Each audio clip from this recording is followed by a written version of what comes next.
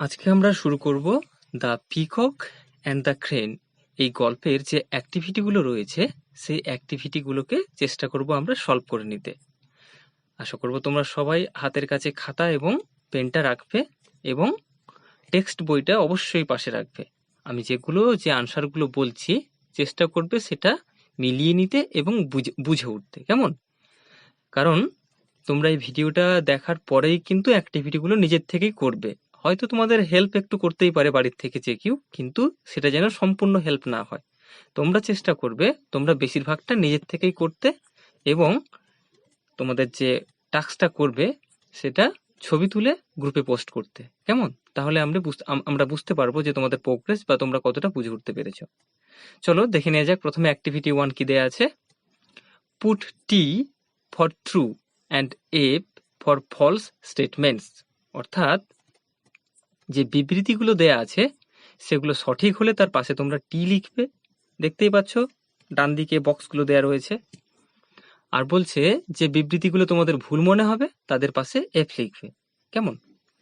1 is done for you, যেরকম একটা দেখো তোমাদের জন্য করে দেয়া আছে, ফলো করো। The crane was catching frogs for lunch. অর্থাৎ সারসটি লাঞ্চের জন্য ব্যাঙ ধরছিল, তাই কি না? আমরা বইতে লাইনটা যদি মিলিয়ে দেখি তাহলে দেখতে পাবো যে ক্রেনটা ওখানে ফিশ ধরছিল, কেমন? তাহলে যেহেতু এখানে ফ্রক্স মেনশন করা আছে বা ফ্রক্স উল্লেখ করা আছে, তাহলে আমাদের বিবৃতির বইতে যে বিবৃতি দেয়া আছে তার সঙ্গে মিলছে না, এই কারণে তার পাশে আমরা কি লিখলাম? এফ। তো এবারে তোমরা যেগুলো করবে, the peacock lived by the side of a river. ময়ূরটি একটা নদীর পাশে বাস করত, ঠিক কি ভুল? আমরা আগেই দেখেছি যে একটা জলাশয়ের পাশেই বাস করতো, তাহলে এটা নিঃসন্দেহে ভুল। যেহেতু এখানে বলছি যে এটা রিভারের পাশে বাস করতো, তাই এখানে বিবৃতিটা ভুল হওয়ার জন্য তার পাশে আমরা এফ লিখব। Next, the feathers of the crane were colourless. Colourless কথার অর্থ হচ্ছে বিবর্ণ বা কি, যাতে কোনো রং নেই, কেমন? তাহলে the feathers of the crane were colourless, অর্থাৎ ক্রেনটির পালকগুলো ছিল বর্ণহীন। তাহলে এটা সত্যি তো তার কোনো কালার ছিল না, আর সেই কারণে তো ময়ূরটাকে ঠাট্টা করেছিল, তাই না? তো এটা ঠিক থাকার জন্য এই বিবৃতিটা, এটার পাশে আমরা লিখবো টি। পরে, the peacock was sorry for his beauty. ময়ূরটি তার সৌন্দর্যের জন্য দুঃখিত ছিল, তাই কি? নিশ্চয়ই নয়, ময়ূরটা ভীষণ অহংকারী ছিল তার ওই সৌন্দর্যের জন্য। তাহলে এটা যেহেতু ভুল বিবৃতি, তাই এর পাশেও আমরা কি লিখবো? এফ। মনে থাকবে, যেটা ভুল বিবৃতি তার পাশে এফ, আর যেটা সঠিক হবে তার পাশে আমরা টি লিখবো। পরেরটা দেখো 5 দাগে, the crane came to live by the lake. সারসটি জলাশয়ের পাশে বাস করতে এলো, সত্যি, তাহলে এটা ঠিক হবে টি। 6 দাগে দেখো, the peacock felt ashamed at last. ময়ূরটি অবশেষে লজ্জিত হয়েছিল, কেমন? এটাও ঠিক, তাই শেষেরটাও আমরা কি লিখবো? টি। তাহলে আমরা একবার অ্যাক্টিভিটিগুলো আরেকবার বলে নিই। অ্যাক্টিভিটি 1-এ আমরা 2 দাগ থেকে শুরু করব। The peacock lived by the side of a river, এটা F. The feathers of the crane were colourless, এটাও ট্রু। তাহলে প্রথমটা হলো এফ, দাগ নাম্বার 2 সেটাও এফ, দাগ নাম্বার 3 এটা হবে টি বা ঠিক। 4 দাগ, the peacock was sorry for his beauty. ময়ূরটি তার সৌন্দর্যের জন্য খুব দুঃখিত ছিল, তাহলে এটাও এফ। আর 5 দাগে যেটা ছিল, the crane came to live by the lake, এটা ট্রু। এবং যেটা last one, the peacock felt ashamed at last, ময়ূরটি শেষে লজ্জা পেয়েছিল, এটাও ঠিক। তাহলে চলো এবারে আমরা অ্যাক্টিভিটি 2 দেখে নিই। অ্যাক্টিভিটি 2 বলছে, fill in the blanks with the words in the help box. 1 is done for you। অর্থাৎ তোমাদের ডান দিকে দেখো নীল রঙের একটা হেল্প বক্স বা সাহায্যকারী যে বাক্স রয়েছে, তাতে কিছু ওয়ার্ডস রয়েছে। তো ওই ওয়ার্ডস গুলো থেকে যেটা যেখানে উপযুক্ত সেই জায়গা বরাবর বসাতে হবে, কেমন? তাহলে প্রথমে দেখো এখানে দেয়া রয়েছে লিফট। লিফট মানে বাস করতো, ফেল্ট মানে অনুভব করেছিল, মেট মানে দেখা হয়েছিল, মকড কথার অর্থ হচ্ছে ঠাট্টা করেছিল বা বিদ্রুপ করেছিল, টট কথার অর্থ হচ্ছে শিখিয়েছিল, আর ওয়েন্ট মানে গিয়েছিল। কেমন? তাহলে দেখো প্রথমটা তো করে দেয়াই আছে, পরের দাগগুলো থেকে কি হবে? The peacock dash in a forest. তাহলে এখানে আমরা লিফট কথাটা বসিয়ে দিলে কি হবে? ময়ূরটি বনে বাস করত, the peacock lived in a forest. তারপরে দেখো the crane dash him a good lesson. এখানে যদি আমরা টট কথাটা বসিয়ে দিই তাহলে the crane taught him a good lesson, অর্থাৎ ষাঁড়টি ময়ূরটিকে একটা ভালো শিক্ষা দিয়েছিল। পরের দাগে the peacock dash at the crane. এখানে যদি আমরা মকড কথাটা বসিয়ে দিই তাহলে কি হবে? The peacock mocked at the crane, ময়ূরটি ষাঁড়টিকে ঠাট্টা করেছিল বা বিদ্রুপ করেছিল। তারপরে দেখো the peacock dash away ashamed. তাহলে ওটা আমরা ওয়েন্ট বসিয়ে দিলে কি হবে? The peacock went away ashamed, অর্থাৎ ময়ূরটি লজ্জিত হয়ে ওখান থেকে চলে গিয়েছিল। লাস্ট যে কোশ্চেনটা রয়েছে, the peacock dash a crane in the lake by chance. এখানে যদি আমরা মেট কথাটা বসাই তাহলে কি হবে? The peacock met a crane in the lake by chance, অর্থাৎ একটা ময়ূরের সাথে জলাশয়ের ধারে একটা সারসের হঠাৎ করে দেখা হয়েছিল। কেমন? তাহলে তোমাদেরকে আরেকবার আমি রিপিট করে দিই এটা। The peacock lived in a forest, the crane taught him a good lesson. পরের দাগে the peacock mocked at the crane. তারপরে 5 দাগ the peacock went away accent.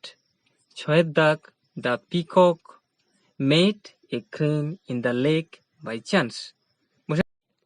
Activity 3 তোমাদের যেটা করতে হবে সেটা হচ্ছে অ্যাক্টিভিটি 2 তে আমরা যে সেন্টেন্সগুলো তৈরি করলাম সেগুলোকে একটা নির্দিষ্ট অর্ডারে বা নির্দিষ্ট ক্রমে সাজিয়ে গল্পটাকে এখানে কমপ্লিট করতে হবে। তো আমি চাইবো অ্যাক্টিভিটি 3টা তোমরা নিজের থেকেই করো, কারণ অ্যাক্টিভিটি 3তে 1 নম্বর লাইন কি হবে আর শেষের লাইন কি হবে সেখানে এই বাক্যগুলো থেকে দিয়ে দেয়া আছে। বুঝতে পারলে? তাহলে বাদ বাকি 4টে বাক্য তোমরা নিজেরা এখানে বসিয়ে দেখাও, যদি ভুল হয় আমি গ্রুপে অবশ্যই রেসপন্স করব। কেমন?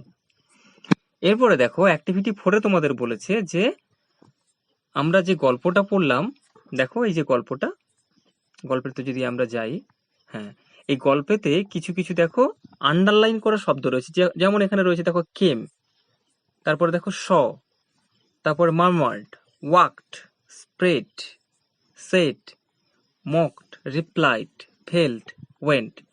তাহলে এই যে আন্ডারলাইন করা শব্দগুলো রয়েছে এদের থেকে তোমাদেরকে কি করতে বলছে? In the text you will find some underlined ওয়ার্ডস।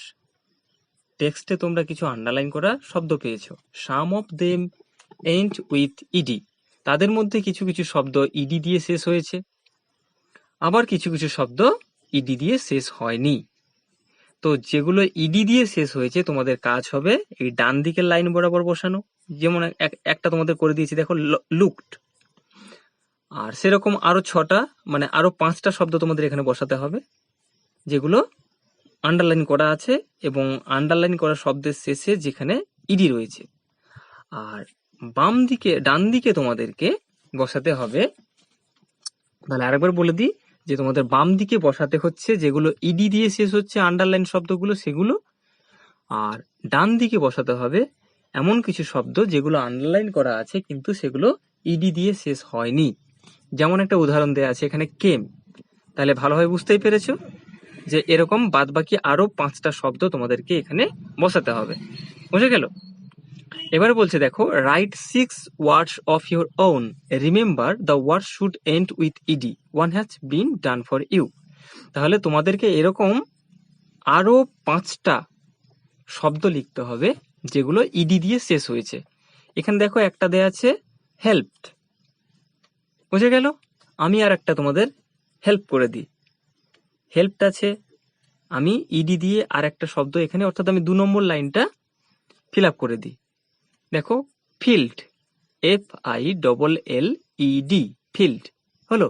তাহলে বাদ বাকি 4টে এটাও তোমাদের আমি টাস্ক দিলাম, তোমরা এমন 4টে শব্দ বসাও যেগুলোর শেষে ইডি থাকবে।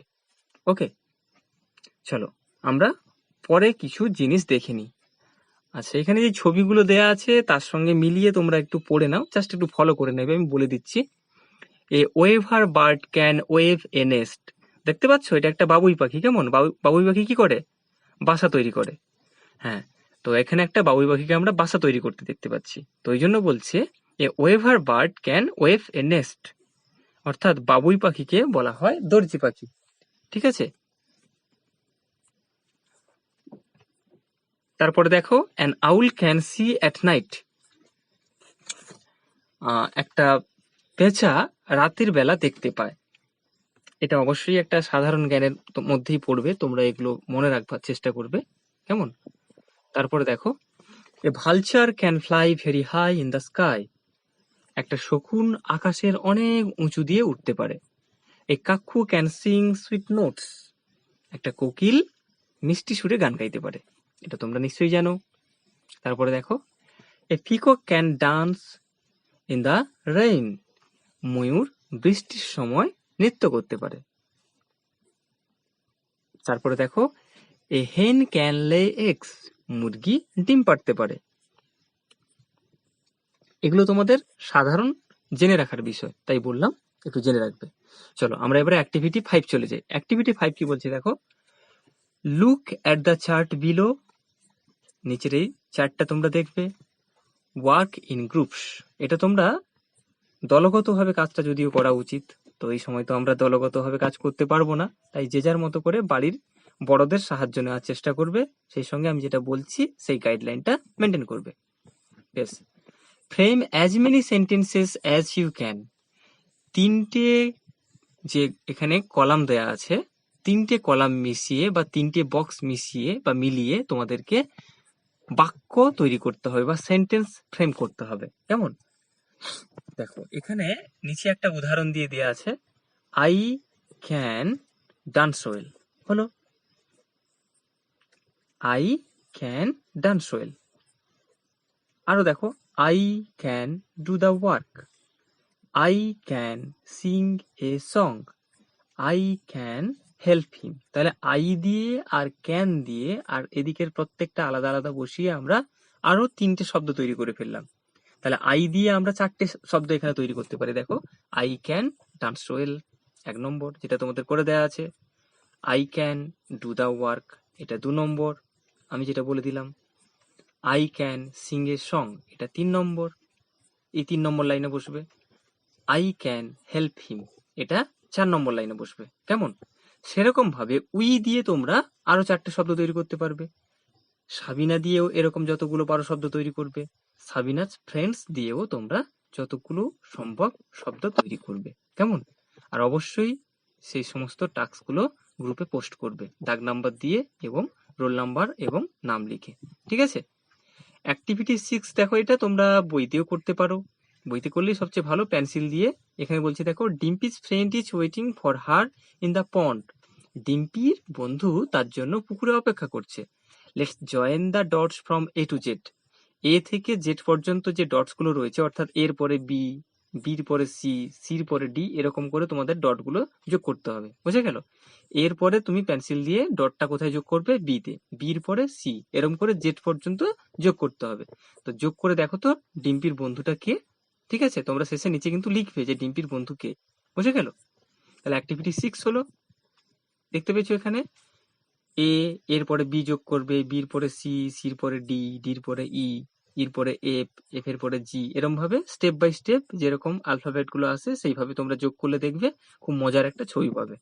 আমি বললাম না, তোমরা কিন্তু ছবিটা যোগ করে আমাকে বলবে, জানাতে ভুলো না কিন্তু যে তোমরা ডিম্পির বন্ধুর নাম কি পেলে বা ডিম্পির বন্ধুটা কে। ঠিক আছে? এবারে এখানে কিছু দেয়া আছে, দেখো, let's know how each bird cries. কিছু কিছু পাখির ডাক দেয়া আছে এখানে, যেরকম দেখো, আউলস হুট, parrots talk, crows caw, sparrows chirp, ducks quack, cocks crow, pigeons coo. তাহলে এখানে আমরা owls, parrots, crows, sparrows, ducks, cocks, pigeons, এদের সাউন্ডসগুলো পেলাম। কেমন? তোমরা এগুলো মনে রাখার চেষ্টা করবে। তো আজকে আপাতত তোমাদের পড়া এই পর্যন্ত। এই অ্যাক্টিভিটিগুলো তোমরা অবশ্যই মেনটেন করবে, আর যেগুলো বললাম খাতায় লিখে গ্রুপে পোস্ট করতে চেষ্টা করবে। অবশ্যই নিজের থেকে, যদি খুব অসুবিধে হয় বড়দের সামান্য সাহায্য নিয়ে সেগুলো গ্রুপে লিখে পোস্ট করতে। কেমন? খুব ভালো থাকবে, সুস্থ থাকবে এবং খুব মজা করে সময়গুলো কাটাবে। ওকে, হ্যাভ এ গুড ডে।